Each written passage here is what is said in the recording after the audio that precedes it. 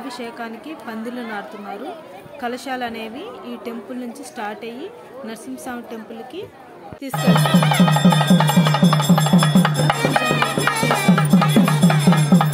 కలశాలకి పూజలు చేసి ఇక్కడి నుంచి మళ్ళీ రిటర్న్ కృష్ణా టెంపుల్కి తీసుకెళ్తారు.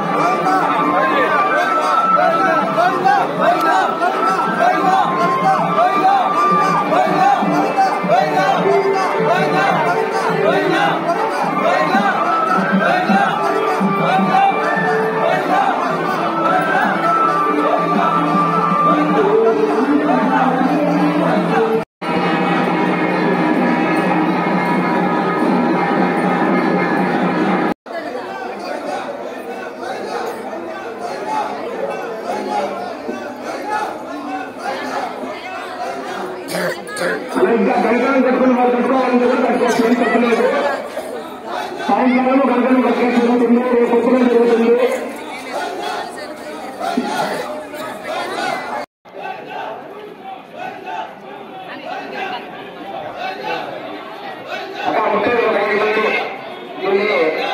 యాగశాలకు అన్నీ కూడా ఏర్పాట్లు చేస్తున్నారు. సెకండ్ వీడియో చాలా బాగుంటుందండి. హోమాలు అన్నీ కూడా ఉంటాయి. కన్య పూజ, దంపతుల పూజ, బ్రహ్మచారి పూజ అన్నీ ఉంటాయి. సెకండ్ వీడియో తప్పకుండా చూడండి, చాలా బాగుంటుంది. కార్యక్రమం జరుగుతుంది.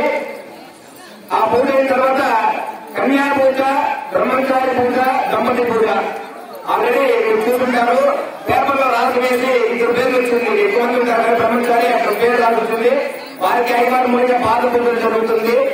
దాని తర్వాత దంపతి పూజ అంటే కంకణం ఎవరు కట్టుకున్నారో వాళ్ళకంతా దంపతి పూజ యాగశాల హోమంలో వేసే ద్రవ్యాల హోమంలో వేసే భాగ్యం జరుగుతుంది. ఒకే రోజు కాదు, ఈ రోజు సాయంకాలము ఒక 11 గంటలకి ఏముంటుంటే రేపు 11 మంది కంకణం కట్టుకోకుండా ఉండి కంకణం కట్టుకోవాలని ఆసక్తి ఉన్న వాళ్ళు గుడి దగ్గరికి రావాలి. కంకణం కట్టుకోవడానికి ఆసక్తి ఉన్న వాళ్ళు గుడి దగ్గరికి రావాల్సిందిగా కోరుతున్నాం.